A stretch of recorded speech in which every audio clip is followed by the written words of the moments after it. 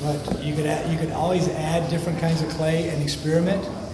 Add fire clay. You had access to fire clay and ball clay. I could buy some. You could buy a small amount. Yeah. And you could run experiments. You could add a little bit of fire clay, kind of measure it. Yeah, okay. That 1 foot like it goes around the edge and something like that. But that's what I would do. I start adding, fire it, and see what happens. I'd have 100 different experiments in one kill, and have different amounts, 10%, 20%, 30%, and try ball clay and fire clay. So the two things I would experiment with by adding, and also if you have any cracking, you can go. You don't have any cracking? Good. It's really, it's fun to work with and everything, but I just wanted it to be able to vitrify. Yes, well, it might not be the clay itself. It could be the clay itself. Every once in a while, I'll stop on the side of the road and get some real crusty looking stuff. It looks pretty neat. It's cracked and everything, and there's not that much clay in it. It's like it has too much organic material, and then it doesn't fire out well at all. So sometimes you just have to, maybe just see what happens. I don't know. I would experiment with ball clay and fire clay. This clay is very soft. A lot softer than the clay I was working on. So whenever you have soft clay, it doesn't pull well. You can't get height out of it, but you can sure go down with it and make a platter. This is good clay for platters and plates, but it's not good for pulling. I wouldn't be able to do these things with this piece of clay. If I had to, I could dry it out first.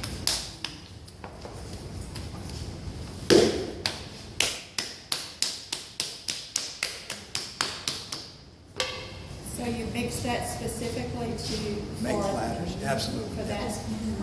Yeah, I mixed up. Sorry? Or you added something to it? No, it's exactly the same formula. It's just more water, Okay. and it's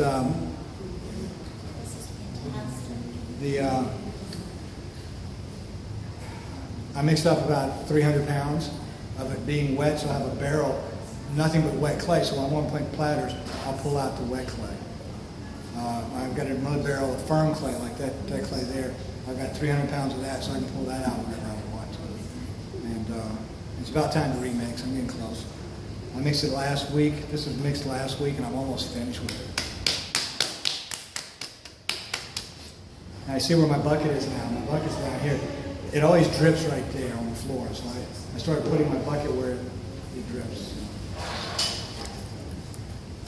So I'm going to try to use less water so it doesn't spray. But if I start talking too much, it might. What's that? This is washable, I don't care. Good. I'm a washing machine. This clay doesn't stain. There's no iron in it, so there's not any iron, so it doesn't really stain. So what I'm going to do, this is a Stephen Hill method of making big platters. You make it in 2 pieces. I'm going to put another piece on top of this. What I'm going to do, I'll make a dome first, and the dome will come out to about right here. And that'll be about where the foot is going to be for the platter, and then I'll make the rim right there with the second piece. Okay? That's my plan. All right, so I'm paranoid about clay not being centered. A lot of potters throw the clay on and worry about centering it later. I've got to center. This coning the clay is something they don't do. Making platters. That's just my own paranoia. It's got to be perfect before I knock it off. I'm a perfectionist. That the clay's got to be just perfect. Then I can make it asymmetrical. I guess I have to have control. That's not good. Boss of the clay. I know. It's part of something I got to work through. Meditate on it. All right, so. You make me want to go home and meditate. What's that? I said you're making me want to go home and meditate. Oh, it's very nice. I love to. I love to meditate. Now just push it straight on down. Is what I'm going to do. But I'm also catching it, centering the outside as it comes out. When you meditate, do you do remote viewing? Pardon? When you meditate, do you do remote viewing? No, but I'd love to. Yeah, me too. No, I don't.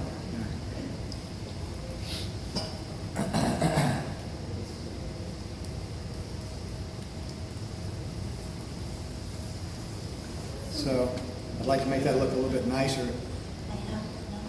So that's about where I want that rim. And that's approximately where the foot rim's going to be when I trim it. So there's kind of a reason for it stopping right there. Now the real secret on this, when you're putting two pieces of clay together, is to clean it up first. To go back and get the slip off. You know, it's almost like getting those throwing rings off, but I'm getting slip off here. I used to just throw the piece of clay right on top, and it never does quite attach, and drove me crazy. And then finally, I saw Stephen Hill. He said, "All right, take the slip off, and then the clay will actually bond with the other piece of clay." It's that simple. That's why it's so nice to have somebody that you're working with instead of by yourself.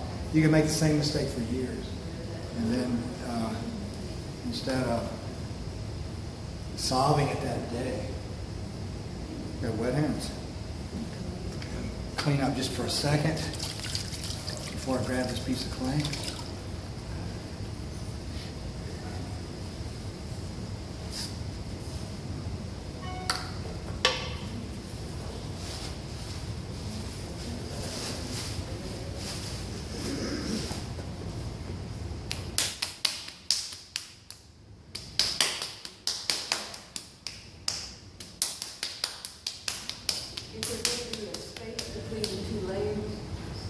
Pardon? Is there going to be a space? No, there won't be any space. They'll melt. Yes. This will become one piece of clay. Theoretically. It will. It will. That's why it's nice and it's wet. It's very nice and wet.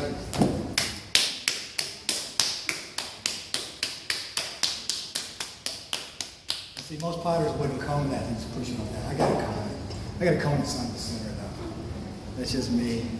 And see how centered this outside edge is? The potters, Stephen Hill's was also uneven.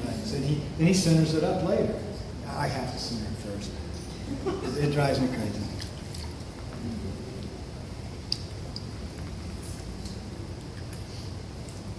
I'll just cone it, kind of get it even, center it up, and then I'll bring it on down. And you can low fire and high fire Absolutely. that clay. Yes, it works beautifully. Works beautifully. That's why I'm so impressed with the clay. Gotta manufacture it. I know. That's what Forrest told me. So I need to get the formulas. Get the. I have a piece with mid-tone shade of platter, like that. Yes. Don't the base, and he did a dragon, and it was just gray, blue, and gold, like waves. Yeah. A dragon. Sounds awesome. A dragon painting. Yeah, you are. You should. Inspiration. You should. Yeah. Yeah, everybody gets their inspiration from everywhere. I believe if I have 10 students in the class, I get 10 directions of inspiration a day. You know, it's like, and my work might look like somebody else's. I'm inspired by them. It's just amazing everybody's a sponge. You're just soaking up everything, and your inspiration. My main inspiration was going out to Colorado, Arizona, and following the Anasazi Indians. I followed the trail from one canyon to the next, and I'm part Indian, probably very little. I probably claim a lot more than I actually am, but I believe it can come out in different ways, different generations, and I think that's one reason I relate to the clay so well. I'm working with Mother Earth, but that summer, that's what I did on my summer vacation that summer with a buddy and I. We went from canyon to canyon and followed the Anasazi and. Most of my work, they start out, my pieces look like canyon walls. So if you could take the canyon and make a cylinder out of the canyon, that's what my pieces look like. And then they can change after that. But most of them have that's the bone structure of my pieces. And then some of them actually have bone structure. They kind of start looking like female figures. I love to have female body parts in some of my pieces. Sometimes they come out, sometimes they don't. But that's my inspiration. Okay, what I want to do now, I'm going to push this on down, and I'm going to use my arm as a rib. Okay? So I'm going to do this. Get this down.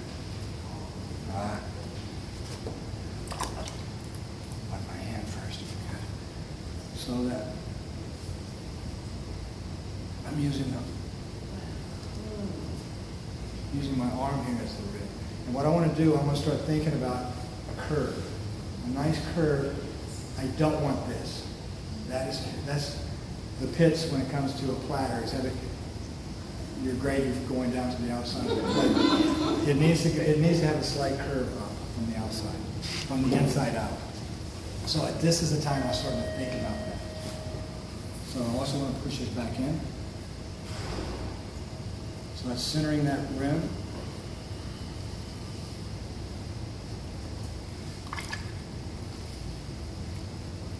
And I also want to get it down to 3/4 of an inch, just like I did with those pieces over there. I'll start checking it when I think I'm close.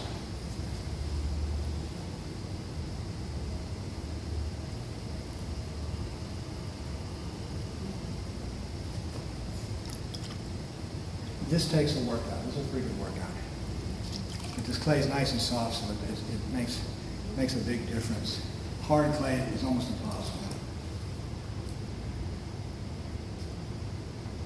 I'm close. I'll bring it on down a 1/2 inch more. So I'm beginning to get to working on that curve. I don't want too much of a curve, because I want this to be a platter, but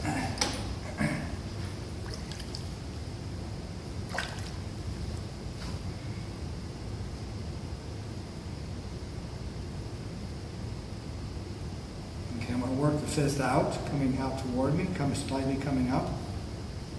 So I'm compressing the clay. Oh, pulling it. Okay. So I'm getting this rim out here. I want to get that rim nice and even though that's not a rim yet. I'm thinking of that as being my rim. I will lift that up in a minute. I'm going to leave it down just right now. I want to get it nice and even, ready to go.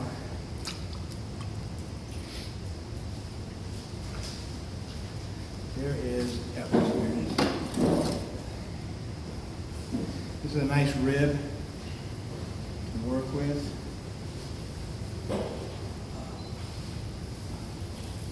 And I made this one. I can't buy one. I don't know where to buy it. What did I just do? Is that in my porcelain?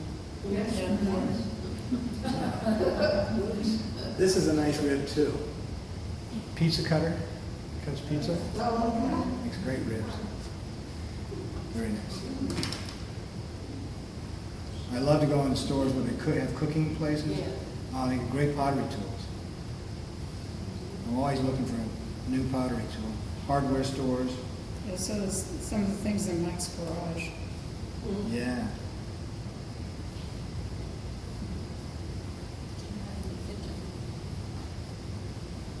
Okay. But keep wanting to put it over there. I keep messing on my slip. Okay. I'm close. What I'm going to do now, I'm going to raise this. I'm just going to reach in there, put my hand on the back, and go under. And raise the rim. Okay. So I'm going to raise it up. It's easy. It's not too. It's coming right out. Soft clay.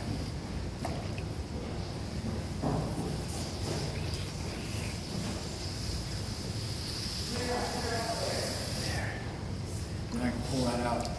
This is an inch thick. I can pull it out to a 1/2 inch. Okay, what am I looking for? Sponge.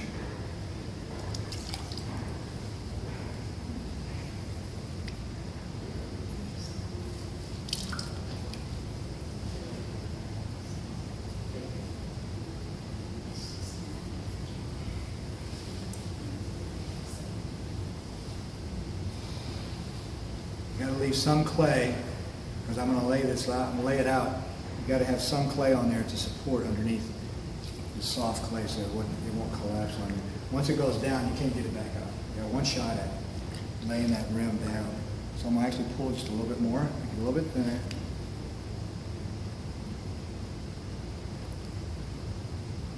Just a touch before I lay it out.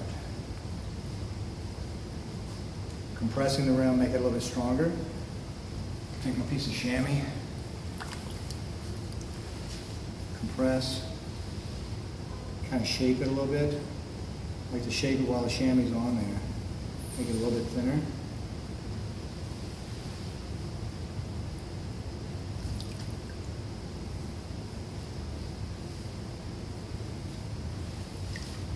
Okay, I'm going to lay that out.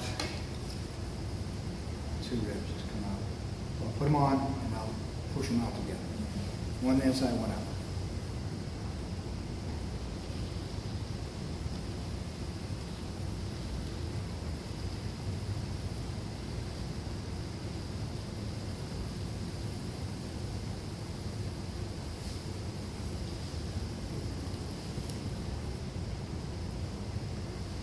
Rim's still a little bit thick. I prefer it a little bit thinner than that. And then what I'm going to do. But it's a demo. Pardon? But it's a demo. That's true. That's true. I forgot about that. I can leave it thick, can't I? That's a good point. I like to thin it down. So if I trim it, I can thin it down too. I trim these up. I'm going to pull this line out and then leave the line right there. See that line right there? I have the curve of the pot come to that point, and then I can work on this rim right here. How much does this clay shrink? How much does shrink? Almost all clay shrinks somewhere between 12%, 15%. I don't really know. I don't ever worry about it. If it shrinks, it shrinks. It doesn't. I would guess 12%. What you have to be careful of, the only reason that is really important is that you can't attaching a soft piece of clay to a dry piece of clay. If a piece of clay is already shrunk, and you're attaching a piece of clay that hadn't shrunk, then you got problems. Now, if you work with paper clay, it's beautiful. It sticks. It's amazing. I worked with paper clay for about 5 or 6 years, and it worked out beautifully. I just got tired of dealing with paper. There was nothing wrong with it.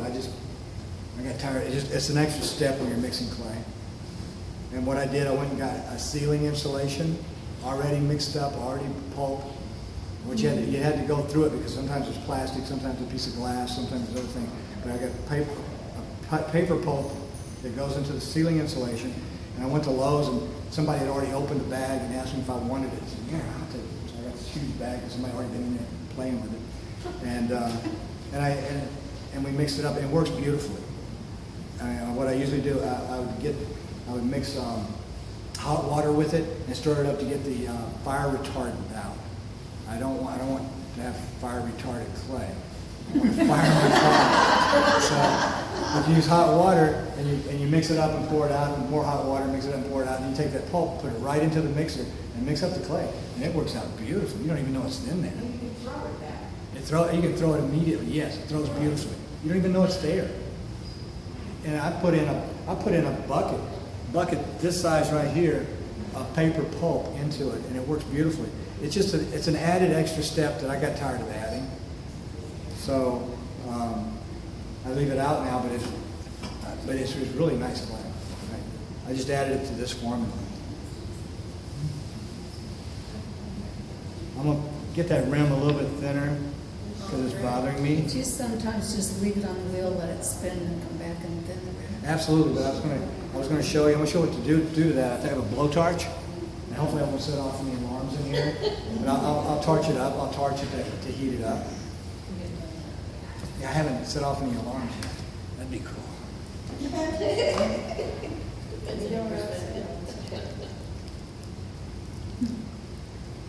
I need to see this. This is the best part. All historic buildings, they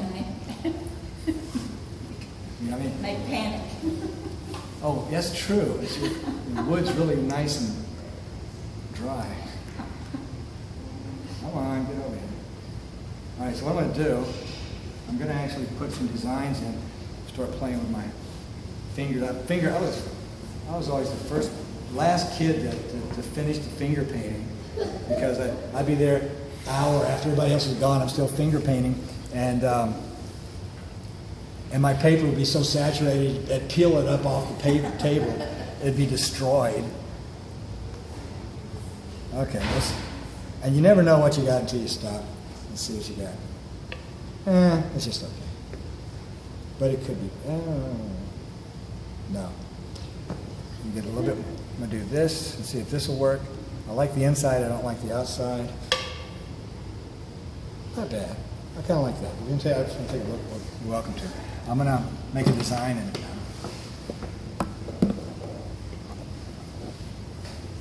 y'all can't see it. This is the best one. You see it? Got it? That's cool. That's cool.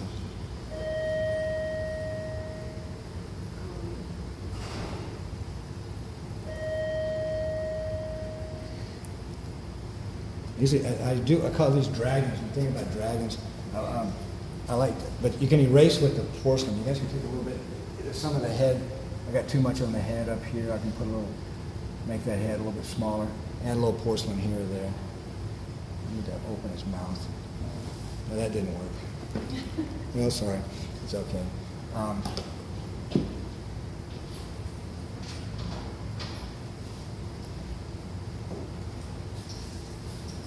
Got a little head. It's okay there.